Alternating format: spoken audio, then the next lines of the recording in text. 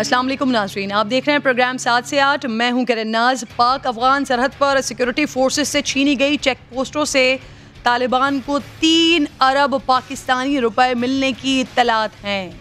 कहा यह जा रहा है नाज़रीन कि वो रकम है जो अफगान सिक्योरिटी फोर्सेस स्मगलर्स से रिश्वत के तौर पर वसूल करते थे।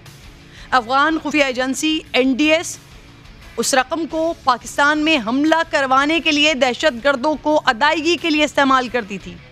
गुज़िश्ता रोज़ ही तो ये खबर आई थी कि पाकिस्तानी सरहद चमन से मुंतसिल अफगान बॉर्डर पर तालिबान ने कब्जा कर लिया है और बाब दोस्ती गेट पर अफगान परचम की जगह तालिबान इमारात इस्लामी का सफ़ेद परचम भी लहरा दिया गया है।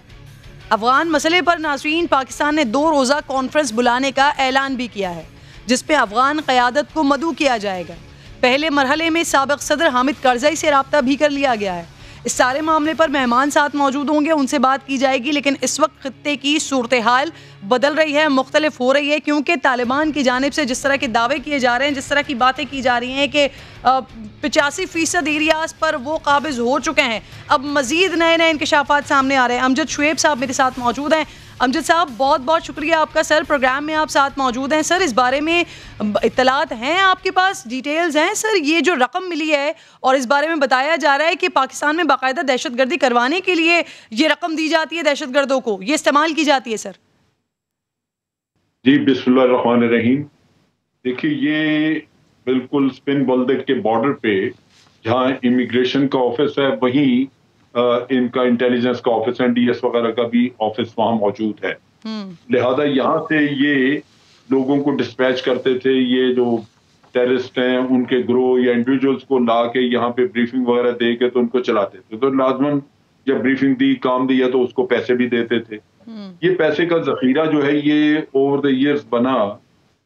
ये 2 पॉसिबिलिटीज हैं। एक तो ये कि ये वही जो पैसा ये रॉ देती है इनको, वो उसको कन्वर्ट किया गया, या ये कि जो पाकिस्तान से ट्रक जाते हैं, स्मगलिंग वगैरह करते हैं, स्मगलरों से बता दे के तो उनको ये आगे जाने देते हैं। ये भी पैसा इकट्ठा करने का एक तरीका था। बहरहाल एक नाजायज तरीके से पैसा इकट्ठा किया हुआ वो नाजायज कामों पे खर्च होता है।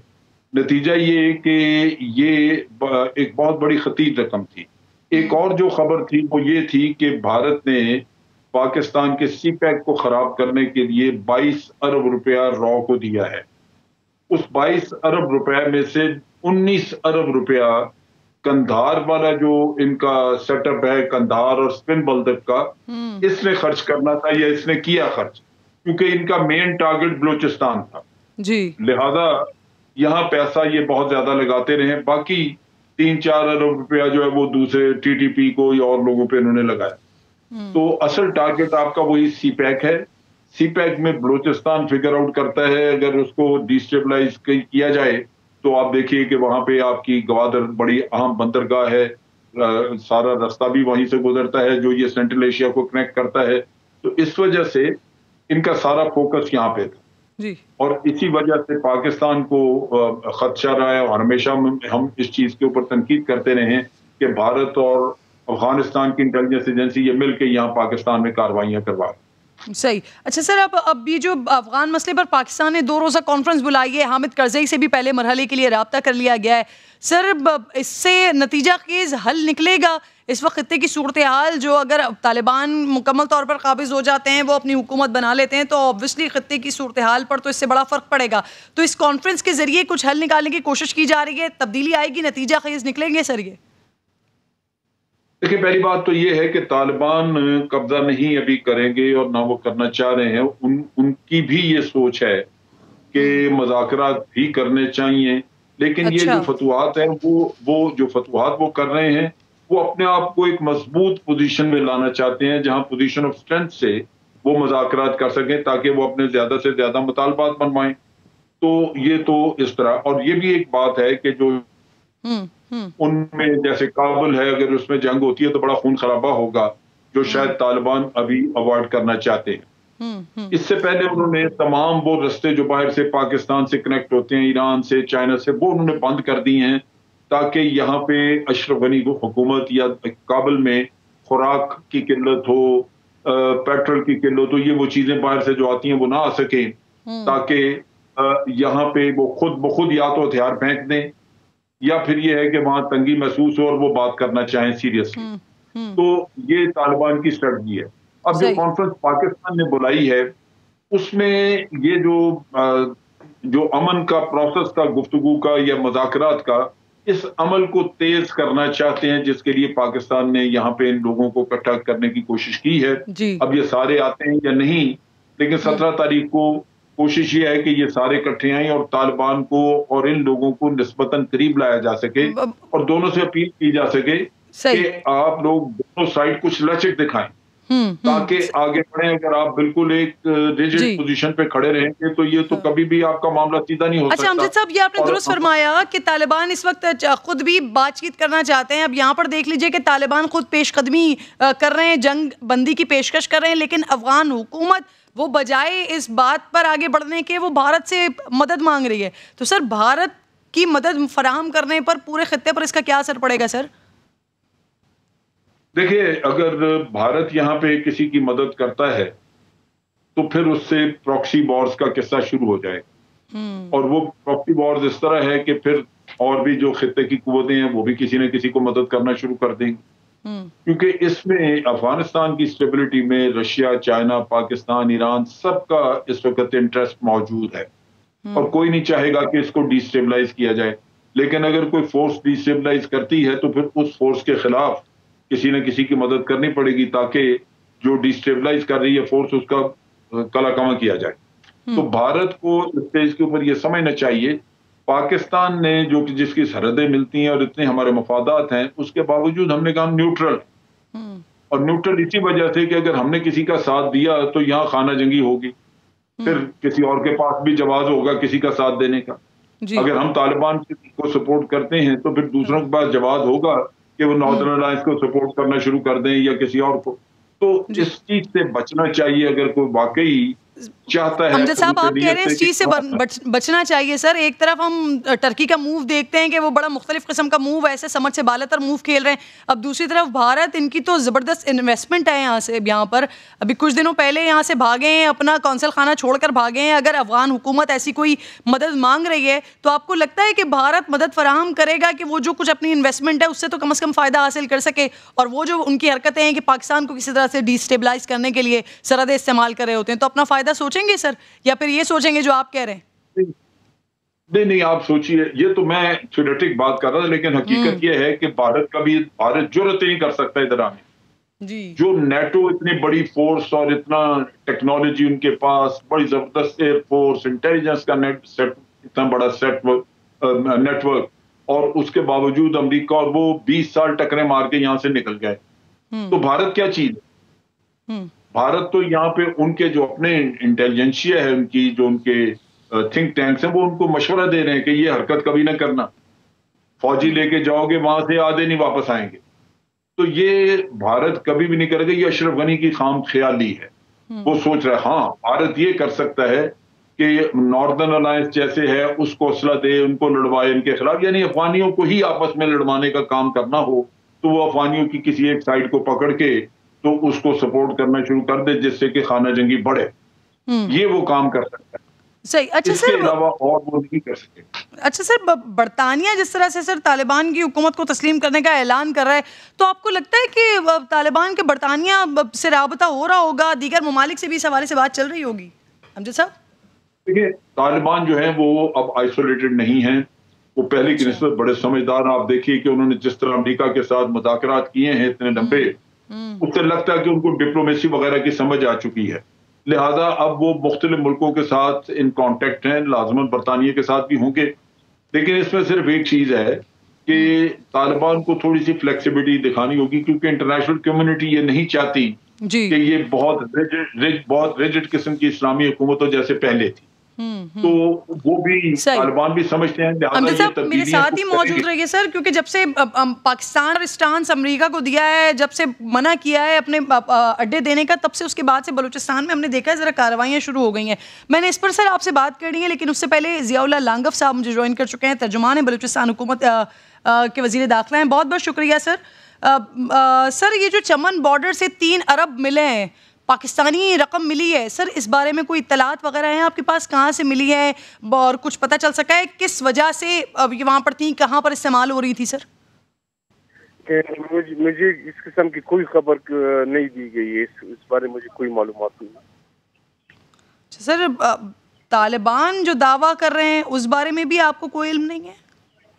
नहीं, तालिबान बिल्कुल, मैं कल खुद भी चमन गया था, तो तालिबान पाकिस्तान और अफगानिस्तान के दरमियान जो बॉर्डर है उसमें बिल्कुल आ गए हैं, उन्होंने झंडा भी ले रहा है और तमाम कंट्रोल भी उन्होंने हासिल किए है।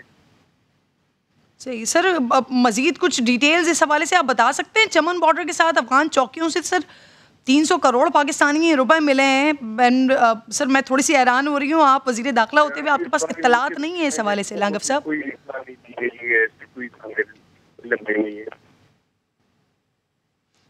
सर चले यही बता दीजिए कि हुकूमत ने जब से नाराज बलोचों से बात करने का ऐलान किया है उसके बाद इस तरह के हमलों में मजीद तेजी आ गई है, क्या कोई पेशरफ्त हुई है मुज़ाकरात के हवाले से लांगफ साहब?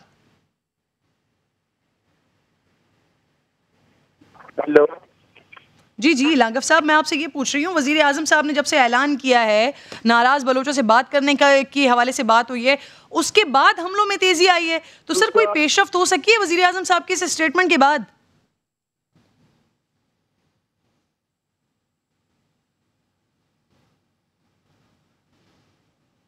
गालिबन सिग्नल का इशू है, लेकिन ये मेरे लिए बड़ी हैरानी की बात है। अमजद शुएब साहब, अब एक तरफ तालिबान की जहाँ किया जा रहा है, वजीर दाखिला बलूचिस्तान खुद ये फरमा रहे हैं कि वो चमन बॉर्डर गए हैं, उन्होंने वहाँ पर जाके विजिट भी किया है और इस बात का वो बता रहे हैं कि हाँ जी वहाँ तक पहुँच गए हैं, लेकिन जो रकम मिल रही है, जो दावे तालिबान कर रहे हैं, वो कह रहे हैं मुझे इस बारे में नहीं बताया गया है। सर हो सकता है कि इन्होंने ना देखी हो खबर, लेकिन एक चीज मौजूद है कि ये तो सोशल मीडिया पे तो बड़ा वाइडली ये इसको किया जा रहा है, लेकिन इंटेलिजेंस सोर्सेज भी बता रहे हैं कि ये रकम इतनी बड़ी पकड़ी गई है और पाकिस्तानी करेंसी इतनी बड़ी रकम, और वो भी एनडीएस के अपने दफ्तर से मिले, तो उसका और मकसद हो क्या सकता है? ये तो वो कभी आपको लिख के नहीं देंगे कि हम आपके मुल्क में टेररिज्म करवाने के लिए इस्तेमाल कर रहे थे, लेकिन पाकिस्तानी करेंसी का वहां होना और वो भी उनके इंटेलिजेंस के सेटअप में, तो ये तो बड़ी सीधी सी बात है, कोई आपको इसमें बहुत ज्यादा तजिए की जरूरत नहीं है। तो इसलिए मैं ये समझता हूँ कि ये हुकूमत को बासूरत देखना चाहिए, लेकिन इसमें इत्मीनान की बात ये है कि एनडीएस और भारत का ये जो नेटवर्क था, ये कम से कम कंधार साइड पे जो बलूचिस्तान में इस्तेमाल हो रहा था, वो बड़ी हद तक डिसरप्ट हो गया। अच्छा सर, वो पैसा कब्जे में आ गया, वो नेटवर्क लेके उसके जो चलाने वाले थे इसके सरगना, उनको ये बिठा के जहाज में तो वापस ले गए हैं दिल्ली। अब अगर वहां से कोई राब्ते करें तो अलग बात है, लेकिन यहाँ कंधार में तो ये भी नहीं ठहर सके। और सर मजीद सफारत खाने जो हैं उस पे से भी निकालने की कोशिश कर रहे हैं अभी। तो सर बलूचिस्तान में जिस तरह से दहशतगर्दी हो रही है, बड़ी इंपॉर्टेंट टाइमिंग के, एक तरफ तालिबान है वो मुसलसल कब्जे कर रहे हैं अफगानिस्तान में मुख्तलिफ इलाकों पर, दूसरी तरफ वजीर आजम साहब ने ऐलान किया कि नाराज बलूचों से को मनाया जाएगा, बात की जाएगी। उसके बाद आपको दिखाई दे रहा है कुछ पेशरफ्त होते हुए, क्योंकि इस ऐलान के फौरी बाद हम देख रहे हैं यहाँ पर बलूचिस्तान में दहशतगर्दाना कार्रवाइयाँ बढ़ी हैं सर, तेजी आई है उसमें। तो इसमें भी क्या एनडीएस और राव मुलविस हो सकती है सर? नहीं, मुलव्वस हैं उसमें। देखिए हुआ ये था कि नवाज शरीफ साहब के वक्त में भी एक वफद गया, जाके इनसे मुज़ाकरात करता रहा। उसमें हासिल बुज़न जो थे, डॉक्टर मालिक थे और मेरा ख्याल है जनरल कादर बलोच भी थे। उस वक्त उन्होंने ये जो बलोच लीडर जिनको हम कहते हैं, हरब्यार मरी है और मेहरान है, उसका मेहरान मरी है, फिर ये ब्राह्मदाक बुख्ती है, ये लोग जो थे वहां पे, जावेद बैंगल, इन लोगों ने जी ये मुतालबा किया कि हमारे खिलाफ जितने केसेस हैं वो सारे वापस ले लिए जाएं। बिल्कुल ठीक। सर लांगफ साहब दोबारा आ गए हैं, अमजद साहब लांगफ साहब दोबारा आ गए हैं। सबसे पहले तो मुझे ये बता दीजिए, आई एम श्योर आपको मेरी आवाज़ आ रही होगी, सिर्फ नाराज बलोचों से बात करने का ऐलान किया गया था वजीर आजम साहब की तरफ से, उसके बाद हमलों में बड़ी तेजी आ गई है, लेकिन यहाँ पर मुज़ाकरात के हवाले से कोई पेशरफ्त हुई है, किसी से बातचीत हुई है अभी तक सर? जी देखिए, शाहजेन बुख्ती साहब को वजीर आला साहब ने, वजीर आजम साहब ने इस चीज में अपना स्पेशल असिस्टेंट तैनात किया हुआ है। वो 2 दिन से कोयटा है, उनकी मुख्तलिफ लोगों से मुलाकातें भी हो रही हैं, लेकिन ये जो हमलों में तेजी आ गई है, आप कह रहे हैं, ये अफगानिस्तान की सरजमीन पिछले 20 सालों से जब से ये दहशतगर्दी के नाम पर जंग लड़ी जा रही है, इसमें जो है तो अफगानिस्तान की सरजमीन के खिलाफ 20 साल से मुसलसल इस्तेमाल हो रही है। सही। अच्छा सर, ये जो कोयटा में तालिबान के हक में रैली निकाली गई है, कौन लोग हैं जो सड़कों पर तालिबान के झंडे लहराते रहे? क्या उनके खिलाफ कोई कार्रवाई की आपकी हुकूमत ने? सर देखिए, यहाँ कुछ रैली कल निकाली गई थी, लेकिन उसमें ये कि अगर किसी कश्मीरी पर कोई मसला होता है, फलस्तीनों पर मसला होता है, तो उनके हमदर्द दुनिया में हर जगह होते हैं जो उनके लिए रैलियां निकालती हैं। ये बिल्कुल एक फैक्ट बात है कि तालिबान के आमी हमारे बॉर्डर एरियाज में हैं, उनको पसंद करते हैं। वो उनकी हुकूमत के आने की खुशी में कोई रैली निकाल रहे थे, उसमें कोई उन्होंने ऐसी कोई एंटी स्टेट एक्शन नहीं लिया या बातें नहीं की जिन पर पाबंदी ली जाए।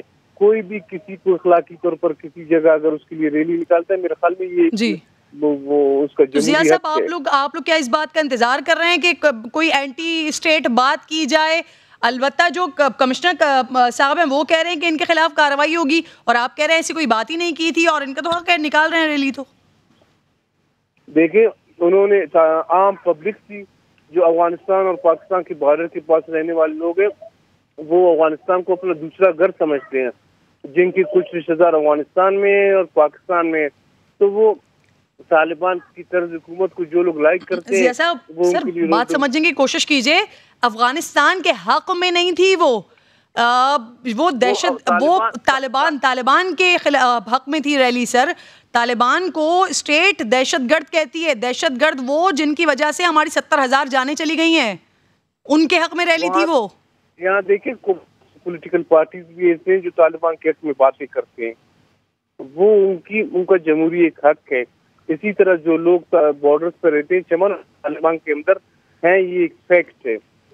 तो उन्होंने जो है तालिबान के हुकूमत आने के हक में कोई रैली निकाली, उसमें उन्होंने कोई दहशतगर्दाना अमल नहीं किया है, कोई स्टेट के खिलाफ नहीं किए, कोई स्टेट के खिलाफ नहीं किए, ऐसी कोई गैर जमहूरी अमल उन्होंने नहीं किए कि हम उनके खिलाफ कार्रवाई करें। आप कहते हैं कि वो जो रैली निकाली गई थी वो सही थी, और आप अभी इंतजार करेंगे कि अगर कोई ऐसी एंटी स्टेट बात की जाती है तो फिर उसके बाद कोई कार्रवाई की जाएगी। मुझे हैरान किया है सर आपकी बातों ने। बहुत बहुत शुक्रिया ज़िया लांगफ साहब। प्रोग्राम में आप साथ अमजद शुएब साहब मेरे साथ मौजूद है, मैं चाह रही हूँ उनका कमेंट ले लूँ। अमजद साहब, सर आपने गुफ्तगू सुनी है पूरी? वो कह रहे हैं कोई एंटी स्टेट ऐसी बात ही नहीं की गई थी कि उनके खिलाफ कोई कार्रवाई की जाती। कमिश्नर साहब कह रहे हैं कि कार्रवाई होगी उनके खिलाफ। देखिए, बात यह है कि हमारी अपनी रियासती पॉलिसी ये है कि हम बिल्कुल न्यूट्रल हैं और हमारे कोई फेवरेट नहीं है।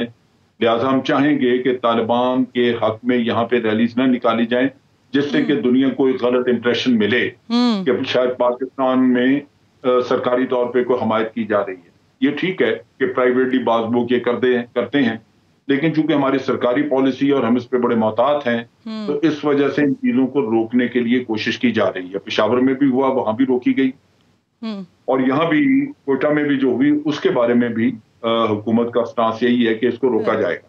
तो सर आई थिंक सो फिर ये हुकूमत के रेट को, हुकूमत की पॉलिसी को वजीर दाखिला बलूचिस्तान को बताने की ज़रूरत है, क्योंकि वो इससे पहले वाली बात पे भी क्लेम यही कर रहे थे कि मुझे बताया नहीं गया है। बहुत बहुत शुक्रिया अमजद साहब, प्रोग्राम में आप साथ मौजूद। आगे बढ़ेगी नाजरीन, एक तरफ तालिबान के मसाइल पर हम बात करें, दूसरी तरफ ज़रा पाकिस्तान में आ जाते हैं और यहाँ की चीज़ों पर बात कर लेते हैं। Ring road scandal, Zulfi Bukhari साहब का नाम, गुलाम सरवर साहब का नाम, अब इनको क्लीन चिट मिल गई है। ये टॉक ऑफ दी टाउन बनी हुई है ये बात कि जुल्फी बुखारी साहब को क्लीन चिट मिल गई है। ये मामला शुरू हुआ एंटी करप्शन पंजाब की उस रिपोर्ट से जो वज़ीर आज़म साहब को पेश की गई थी। रिंग रोड स्कैंडल पर ये तीसरी रिपोर्ट है। इससे पहले डिप्टी कमिश्नर रावलपिंडी, मौजूदा कमिश्नर भी अपनी अलग अलग रिपोर्ट पेश कर चुके हैं। एंटी करप्शन की इस रिपोर्ट के तनाजुर में साबिक कमिश्नर रावलपिंडी और रिंग रोड के प्रोजेक्ट डायरेक्टर मोहम्मद महमूद और लैंड कलेक्टर को कल गिरफ्तार भी कर लिया गया है। रिंग रोड मंसूबा नाजरीन 2018 में लीगी दौर में मंजूर किया गया था। पीटीआई हुकूमत में उस पर काम शुरू हुआ। उसे एशियन बैंक से कर्ज लेकर बनाया जाना था, लेकिन कमिश्नर पिंडी मोहम्मद महमूद जो कि इसके प्रोजेक्ट डायरेक्टर थे, उन्होंने इसके अप्रूव डिज़ाइन में तब्दीलियाँ की और उसका रूट बढ़ा दिया, जिससे इस मंसूबे और ज़मीन के अखराजात में इजाफा हो गया। उसे लोन मोड से पब्लिक प्राइवेट पार्टनरशिप में तब्दील कर दिया गया। रूट की लंबाई में 36 किलोमीटर का इजाफा करके उसे 68 किलोमीटर कर दिया गया। अब इस सारे अमल में लागत बढ़कर हो गई 60 अरब रुपए, जिसमें 40 अरब रुपए कंस्ट्रक्शन और बाकी 16 अरब रुपए ज़मीन की खरीदारी के लिए मुख्तस किए गए। एंटी करप्शन के मुताबिक स्कैंडल में मुलव्वस अफराद ने ज़मीन खरीदारी के पैसे आपस में तकसीम कर लिए, यानी सब कुछ ब्यूरोक्रेसी ने किया। जुल्फी बुखारी और गुलाम सरवर का इस रिपोर्ट में कहीं पर नाम नहीं है। प्रोजेक्ट के नए डिज़ाइन के तहत 5 नए इंटरचेंज बनने थे और तय किया गया कि ये 5 इंटरचेंज बनाना कॉन्ट्रैक्टर की सवाबदीद होगी, वो जब चाहे उसे बनाएगा और वही उसकी कॉस्ट का फैसला करेगा।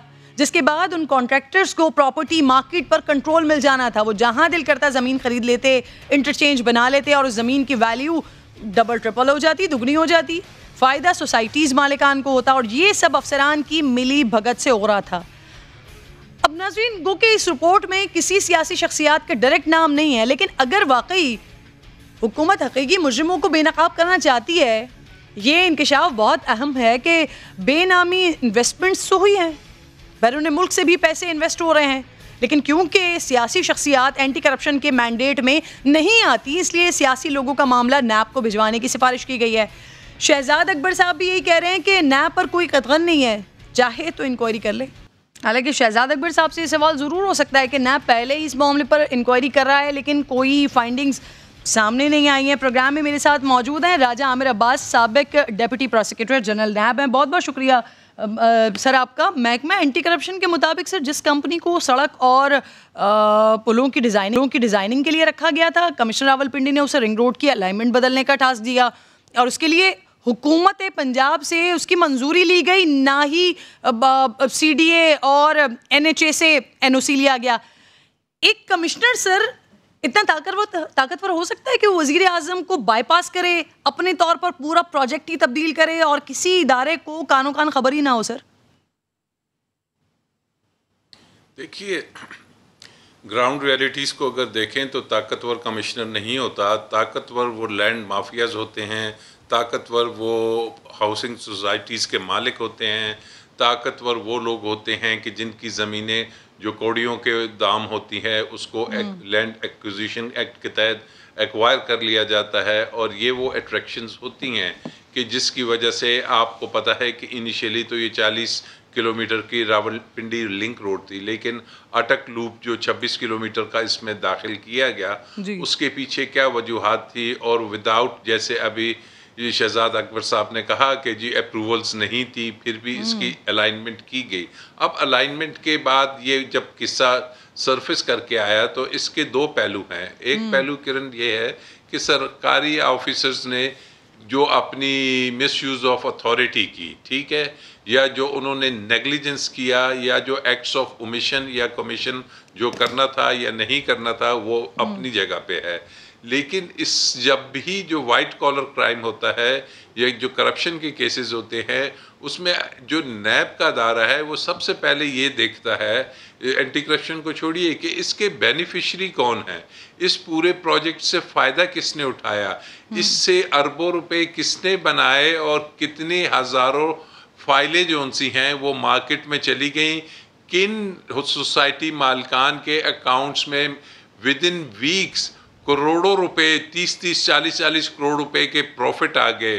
कौन सी सोसाइटीज़ जो उधर एग्जिस्ट करती थी, तकरीबन 10 हाउसिंग सोसाइटीज़ हैं जो बड़े बड़े नाम हैं, जिसमें हर किस्म के सियासतदान भी है, अफवाज के नाम भी है, ब्यूरोक्रेट्स भी हैं। वो कमिश्नर साहब खुद भी स्लीपिंग पार्टनर के बतौर उनका नाम सरफेस करके आ सकता है। तो ये वो चीज़ें हैं कि जिसको जब तक नैब नहीं देखेगी, इनके अकाउंट्स चेक नहीं होंगे कि जनाब ये पैसा गया किधर, आवाम से जो पैसा आया, आप छोड़ दीजिए कि ज़मीनें एक्वायर की, उसमें इतने 1 अरब का नुकसान हो गया, 2 अरब का हो गया, वो अरबों रुपए जो आवाम ने फाइलें खरीदी, वो रातों रात पैसा और ये चीज़ें किसके पास गई। सर, शहजाद अकबर साहब ने तो उनकी चाहत और ख्वाहिश पे छोड़ दिया ना कि नैब चाहे तो इंक्वायरी कर ले। अब आप भी यही बात करें सर, बकौल शहजाद अकबर साहब के अप्रूवल से पहले ही से डिज़ाइन एडवर्टाइज कर दिया गया था, तो क्या तब भी पंजाब हुकूमत को खबर नहीं हुई? सर, ये मुमकिनात में से लगता है आपको मुमकिन है ये? देखिए, ऑब्वियसली कैसे पंजाब हुकूमत का प्रोजेक्ट था, पंजाब हुकूमत का प्रोजेक्ट डायरेक्टर था, पंजाब का CM ऑफिस के अंदर एक इंस्पेक्शन के टीम होती है जो इन चीज़ों को चेक कर रही होती है। ये तमाम चीज़ें वहाँ पे मौजूद थी। और असल में ये मंसूबा तो आपके इल्म में है कि शहबाज शरीफ साहब के दौर में हुआ था, जब बैंक ऑफ चाइना से 400 मिलियन का लोन लिया गया था, लेकिन बाद में ये खामोश हो गया और फिर अचानक एकदम से, और इसमें कुछ ज़मीनें एयरपोर्ट के पास जहाँ से गुजर रहे हैं वहाँ पे सिविल एविएशन अथॉरिटीज़ ने बहुत जल्दी में एनओसीज दे दी। भाई सिविल एविएशन अथॉरिटी उस एरिया में इतनी जल्दी क्यों देता है एनओसी, कौन थे वजीर सिविल एविएशन अथॉरिटी के?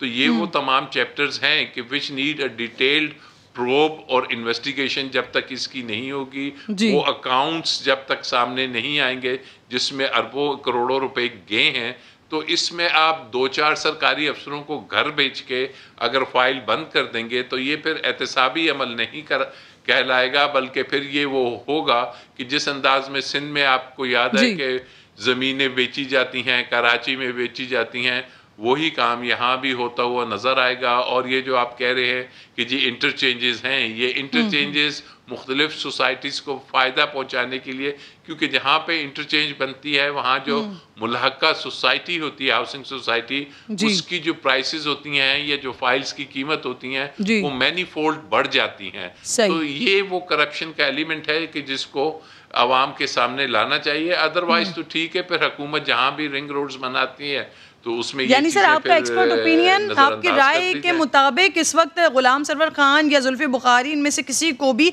इस केस से मुबर्रा नहीं समझा जा सकता, क्लीन चिट उनको नहीं दी जा सकती। बहुत बहुत शुक्रिया, आप साथ मौजूद थे प्रोग्राम नाज़रीन। और अब बात करने जा रही हूँ मरियम नवाज साहिबा के हवाले से। आज़ाद कश्मीर में मरियम नवाज़ की शोला बयानी का जिक्र कर रही हूँ ना, तो आज बड़ी धुआंधार तकरीर उनकी जानिब से की गई। अभी 2 दिन पहले कुछ और कह रही थी, आज कह रही हैं कि जब मैं कश्मीर का नारा लगाती हूँ तो मेरे रोंगटे खड़े हो जाते हैं। कश्मीरियों से मोहब्बत जताते हुए बोली कि आज मेरी इस्लामाबाद हाई कोर्ट में पेशी थी, मैं वहाँ नहीं गई। समझ से बालातर है हालांकि कि अदालत के बुलाने पर हाजिर ना होना, भाई ये कौन सी फ़ख्र की बात है। बहरहाल आज उन्होंने एक नया नारा भी इंट्रोड्यूस करवाया है। कह रही हैं कि अब नारा ये होना चाहिए कि जब आया है इमरान बिकेगा सारा पाकिस्तान। इस हुकूमत का कुछ पता नहीं है, आज़ाद कश्मीर के पहाड़ों को भी IMF के पास गिरवी रखवा दे। मजीद कह रही है कि नवाज शरीफ का नाम सुनकर ही उनको कपकपी तारी हो जाती है। काबीना इजलासों में अवामी शोज़ के बजाय नवाज शरीफ को रोकने की प्लानिंग होती है। जोश खिताबत में और भी बड़ा कुछ कहा है उन्होंने, ज़रा सुनिए उनकी बात, फिर मेहमानों से बात करें। आज़म नज़ीर तारड़ साहब मुझे ज्वाइन कर चुके हैं, रहनुमा नून लीग के सीनियर। बहुत बहुत शुक्रिया आज़म साहब। सर सबसे पहले तो इसी पर ही बात कर लेते हैं। मरियम नवाज साहिबा बहुत बड़ा इल्ज़ाम लगा रही हैं, कह रही हैं नवाज शरीफ को जेल में कत्ल करने की साजिश की गई है। सर ये इसी दौर में हुआ है, और अगर हुआ है तो इस पर इंक्वायरी के लिए अदालत से रुजू क्यों नहीं किया आप लोगों ने? आपको शायद याद होगा कि जब मियां नवाज शरीफ को इमरजेंसी में हॉस्पिटल लेके जाया गया तो उनके जो प्लेटलेट्स थे वो खौफनाक हद तक नीचे जा चुके थे। उनको पिछले 6-7 दिन से रहे थे, मुझे ये सिम्टम्स आ रहे हैं और उनके जिस्म पे वो जो रेड क्लॉट्स बन रहे थे और वो साफ नजर आ रहे थे। तो ऐसे में भी उन्हें नैब की हिरासत में रखा गया था और उन्हें प्रॉपर मेडिकल ट्रीटमेंट नहीं थी दी जा रही। वो तो एक अल्लाह ताला ने करम किया कि उस टाइम पे इंटरवेंशन हो गई, क्योंकि रिपोर्ट्स ने एक दफा उनकी आंखें खोली। तो इससे ज्यादा बड़ा मारने का और क्या हरपा हो सकता है कि एक आदमी जो कि 70 साल से ज्यादा उम्र का है, जिसके मल्टीपल मेडिकल प्रॉब्लम्स हैं, लोग तो खैर उन पे बहुत तरह की बातें करते हैं और ये आजकल कल्चर जी। आज़म साहब वैसे अपने बारे में भी मरियम साहिबा इसी तरह की वो चूहे के खाने और खानों में कुछ मिला के देने वाली बातें कर चुकी हैं। अब आप जब कह रहे हैं कि रिपोर्ट देखकर वो लेके चले गए हॉस्पिटल, और फिर हॉस्पिटल के बाद आज नवाज शरीफ साहब यहाँ पे हैं भी नहीं, वो भी चले गए, तो फिर सर कत्ल करने में कौन मुलव्विस था? सर कत्ल की साजिश करने में कौन मुलव्विस था? सर देखिए चीजें जब अदालतों में चली जाती हैं और कोर्ट्स इंटरवीन करती हैं और इंटरफेयर करती हैं और उसके बाद आपको रिलीज मिलता है, वो आप अपने आईनी और कानूनी हकूक की वजह से वो बाहर गए हैं। उन्हें जेल से हेलीकॉप्टर से तो नहीं लेके गया कोई बंदा जेल, उन्होंने कोर्ट से रजू किया और अदालत में सेटिस्फाई होने के बाद, सारा मेडिकल रिकॉर्ड देखने के बाद 3 दफा उनके जो मुअल्लिजीन का बोर्ड था उसके हेड को अदालत में बुलाया गया और उनसे सारी बीमारी उनकी समझी गई और उनसे जब तक ये बात नहीं तयशुदा साबितशुदा नहीं आई कि ये प्रोसीजर्स हैं ये पाकिस्तान वैसे में आजम साहब अभी भी ना सर आपने मुझे वो कत्ल की साजिश का जवाब नहीं दिया सर। चलें अगली बात का जवाब दे दें सर। मरियम बीबी आज ये कह रही हैं कि मेरी अदालत में पेशी थी, जवाब दे रहे हैं सर, दे दीजिए। मैं अब ये कर रहा हूँ कि जब किसी शख्स को आप ये जानते हुए कि उसकी मेडिकल हिस्ट्री और वो कंप्लेन कर रहा है, आप 6 से 7 रोज उसे बिठाए रखेंगे जेल में और आप उसको हॉस्पिटल विजिट के लिए नहीं लेके जाएंगे, तो क्या आप इसको गैर संजीदा बात समझ रहे हैं? और आप नहीं समझती कि ये जान को खतरा रहा? इसी तरह हादसात होते हैं।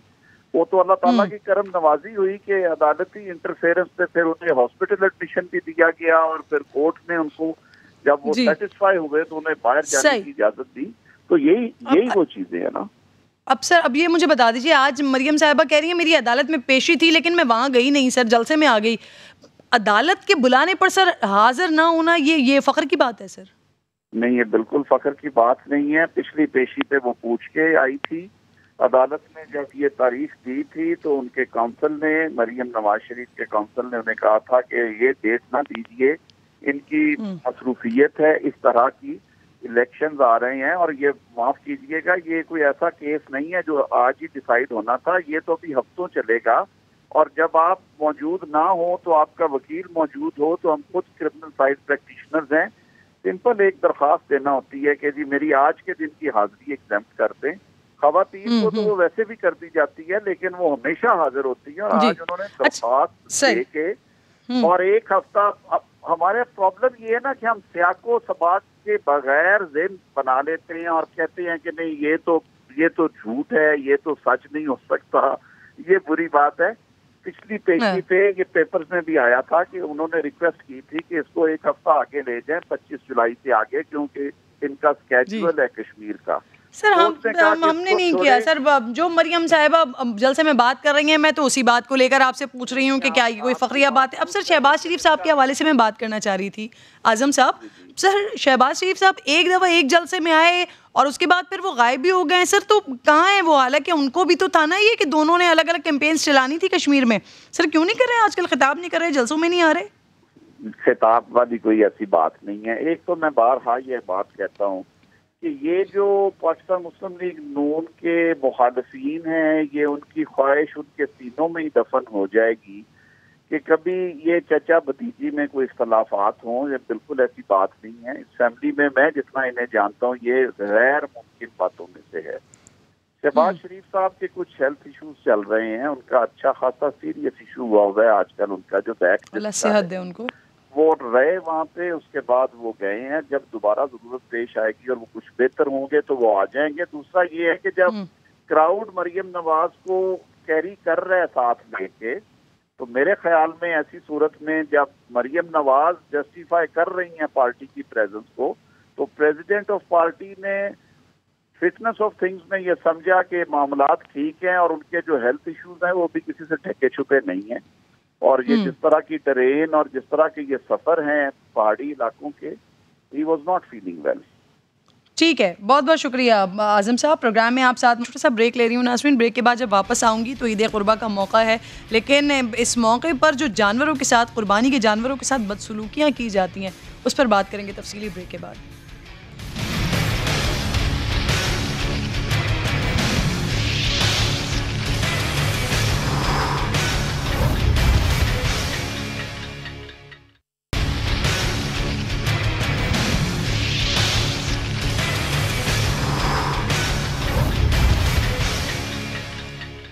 वेलकम बैक नाजरीन। अब कराची में कुर्बानी के जानवरों को छतों से क्रेनों के ज़रिए क्यों उतारा जाता है? क्या वाकई ये जानवर कई कई साल तक छतों पर ही पल रहे होते हैं? तो जानवरों को अजियत से गुजरने वाले इस अमल से क्या हासिल करते हैं लोग? शायान सलीम ने खुसूसी रिपोर्ट तैयार की है 7 से 8 के लिए। रिपोर्ट देखिए, फिर तफसीली डिस्कशन करेंगे इस पर। भारी भरकम क्रेन लग चुकी है, तमाशबीनों का शोर है।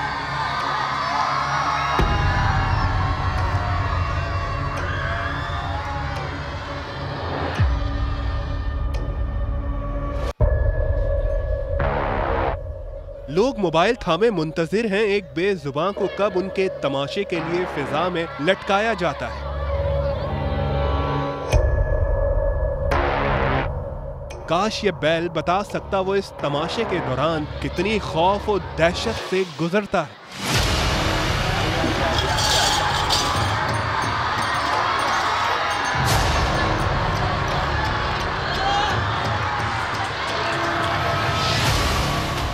नमूदो नुमाइश के लिए इस बेरहम तमाशे के खौफ से बैल में खड़े होने की ताकत भी खत्म हो रही है।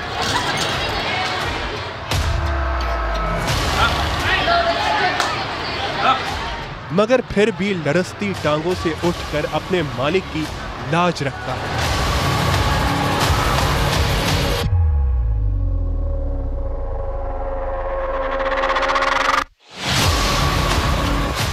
आंखों पर पट्टी बांधे बगैर जब इसे क्रेन से लटकाया जाता है तो हुजूम का शोर इसके खौफ में मजीद इजाफा कर देता है।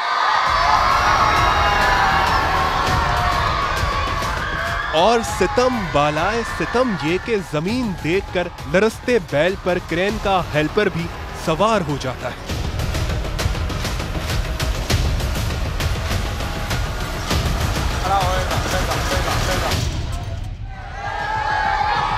हुजूम है, शोर है और बुलंदी से गिरने का खौफ है, मगर अपनी कुर्बानी को नमूदो नुमाइश की नजर करने वाला मालिक बैल के खौफ का कोई और जवाब पेश करता है।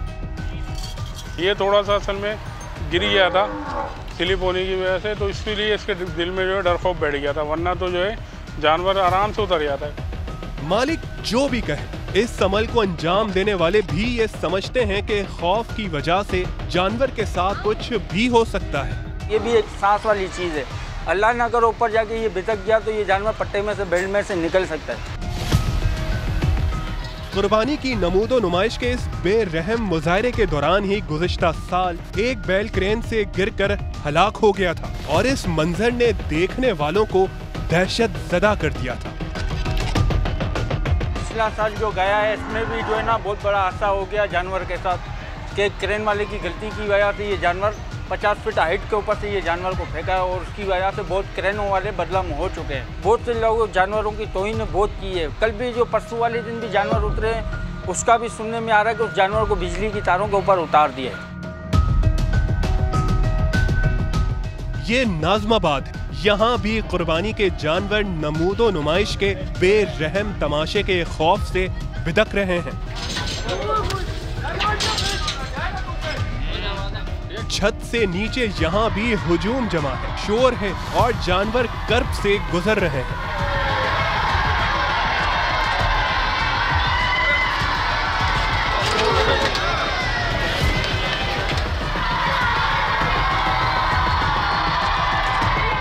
जानवर क्रेन से बुलंदी पर उठते हैं। बेल्ट के पट्टे जानवर के पूरे वजन के साथ पेट में गड़ रहे हैं। रही सही कसर क्रेन हेल्पर अपने वजन के इजाफे से पूरी कर देता है।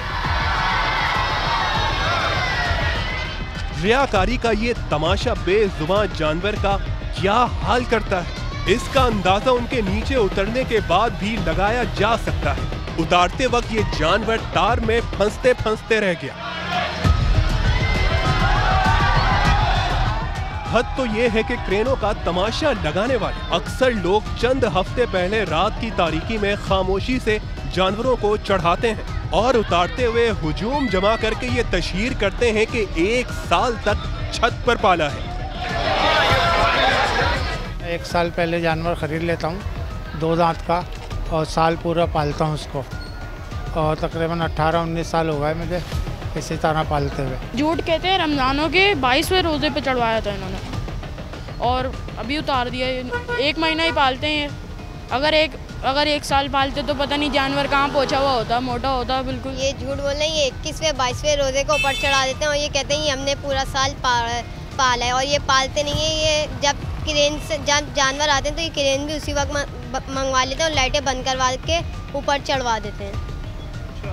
रात पे चढ़ाते हैं? जी 10-11 बजे का टाइम होता है ये। कब देखा था? ये मैं यहाँ से जा रहा था साइकिल पे, तो उस वक्त मैंने देखा था कि उस वक्त चढ़ा रहे थे और मना कर रहे थे यहाँ से आगे आने से। लोग यहाँ के बता रहे हैं कि ये रमजान में ये जानवर चढ़े और आपने ही चढ़ाया? हाँ मैंने ही चढ़ाया था, रमज़ान। जब समा ने सवाल किया कि अगर जानवर को छत पर पाला जा सकता है तो कुर्बान करने में क्या मुज़ायका था, तो मालिक से कोई जवाब ना बन पाया। जब आप छत पे पूरा साल पालते तो छत पे ही कुर्बानी क्यों नहीं करते, नीचे? नहीं, वो नीचे उतारना पड़ता है ना, ऊपर नहीं कर सकते, नीचे उतारना पड़ता है।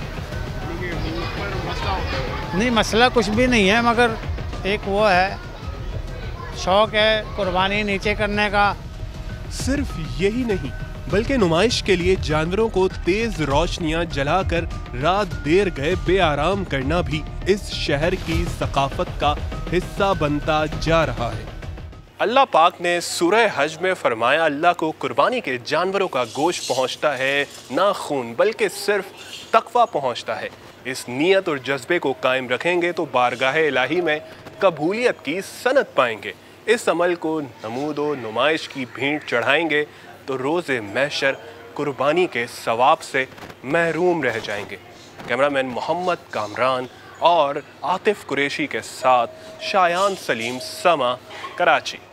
डॉक्टर मुईज़ मेरे साथ मौजूद हैं, इसके साथ साथ प्रोफेसर अल्लामा फरीदुद्दीन साहब भी ज्वाइन कर चुके हैं। डॉक्टर मुईज़, आपकी जानिब सबसे पहले ये बात लेकर आ रही हूँ, हम तो अशरफुल मखलूक़ात हैं, बेज़बानों का एहतराम, बेज़बानों की केयर सबसे ज़्यादा हमें करनी चाहिए, लेकिन ये कौन से माशरे की, ये कौन सी फितरत या कौन सा कल्चर बनता जा रहा है कि कुर्बानी के जानवर इनको इतनी अजियत दें, परेशान करें, क्या सोच के कर रहे होते हैं? बिस्मिल्लाहिर्रहमानिर्रहीम। पहली चीज़ तो ये ही कि जिस कौम में इंसानी इज्जत, इंसानी वकार, इंसानी ज़िंदगी कोई कदरों कीमत ना हो, वह जानवर कहाँ पे आएगा। ये जो ईद है, इस ईद का जो कॉन्सेप्ट है खुलूस और इखलास और नियत के साथ कुर्बानी करना और ये सोचना कि अगर राह खुदा में कभी वक्त पड़ा तो सब कुछ कुर्बान करने को तैयार हो जाए, ये कॉन्सेप्ट है। तो यहाँ ये फिक्र होती है कुर्बानी से पहले कि जी कितने फ्रीजर खरीदने, कितना गोश्त कहाँ से आएगा, कितनी चापे बनेंगी, कितने कबाब बनेंगे। यानी वो जो रूह है इस कुर्बानी की या इस ईद की, वो तो भुला बैठे हैं। तो मैं समझता हूँ कि हुआ ये है कि हम जिस्मानी तौर पर तो बड़े हो गए, मगर ज़हनी तौर पर हम अभी भी इमैच्योर्ड कौम है। हमें ये समझ में नहीं आता कि हम जिस जानवर को राह खुदा में कुर्बान कर रहे हैं, उसको अगर आपने तकलीफ दी, उसको परेशान किया, उसके साथ ज्यादती की, तो वो कुर्बानी कैसे पहुंचेगी। हाँ, ये जरूर होगा कि वो उसका गोश्त आपके घर में खाया जाएगा, मगर जो इखलास और खुलूस के साथ बारगाह इलाही में पहुंचनी थी, वो नहीं पहुंच सकती। तो अब हमें कौम की मेंटेलिटी को, मतलब आप इतने प्रोग्राम कर चुकी है, आपको खुद अंदाजा है कि ये कौम की सोच, इसकी जहनियत किस तरफ जा रही है। मैं भी आपकी ये देख रहा था, सारी डॉक्यूमेंट्री जो आप दिखा रहे थे इसके ऊपर पूरा, मैं हैरान हो गया कि ये बैल को ऊपर से नीचे लाना इसलिए जरूरी है कि नमूद नुमाइश और लोग देखे। जब आपके क्यों को आप कुर्बानी नहीं करते, गोश्त नीचे आ सकता है, उसके पास जवाब नहीं था। तो अब मुझे बताइए कौन की तो डॉक्टर साहब, बहुत सारी तो ऐसे फुटेजेस भी मिलते हैं, हमें याद होगा आपको लास्ट ईयर का, वो इस तरह के रिपोर्ट्स होती हैं, वो फुटेजेस होते हैं कि वो तो हम दिखा भी नहीं सकते। प्रोफेसर साहब, आपसे बड़ी इंपॉर्टेंट क्वेश्चंस हमने जल्दी जल्दी करने हैं। सर, मुझे सबसे पहले तो ये बता दीजिए कि अल्लाह रब्बुल जलाल तकवा देखता है हमारा, लेकिन हम दिखाई चीज़ें क्या कर रहे होते हैं सर? बिस्मिल्लाहिर्रहमानिर्रहीम।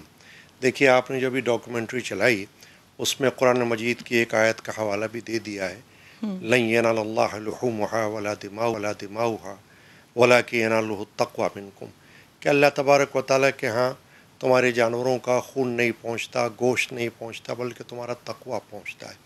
इसके अलावा कुरान मजीद में एक और आयत मुबारक है, सूरतुल हज की है, वमन युअज़्ज़िम शाइरल्लाहि फ़इन्नहा मिन तक़वल क़ुलूब, कि जो अल्लाह तबारक व तआला की निशानियों की ताज़ीम करे, ये उसके दिल के तक़वा की अलामत है। तो ये बहुत बड़ी अल्लाह तबारक व तआला ने हमें बात बताई है कि हर वो शख्स जो जानवर ईद पर कुर्बान करना चाहता है, वो सिर्फ़ ये ना समझे कि मुझे एक जानवर रस्मी तौर पर करना है, बल्कि उसकी रूह को समझा जाए। कुर्बानी एक इबादत है, जैसे नमाज है, रोज़ा है, हज है, तिलावत कुरान है, कुर्बानी भी एक इबादत है। जब उसको इबादत समझ के हम उस अमल को करेंगे तो फिर वो जानवर जिसको कुर्बानी करने के लिए लाया गया है उसका भी एहतराम हमारे ऊपर लाजिम हो जाता है। यही वजह है कि वैसे तो आमतौर पर किसी जानवर के साथ बदसलूकी करना हराम है, गुनाह है, लेकिन कुर्बानी का जानवर उसके लिए तो कोई मुनाफा भी हासिल करना मना है उसके साथ।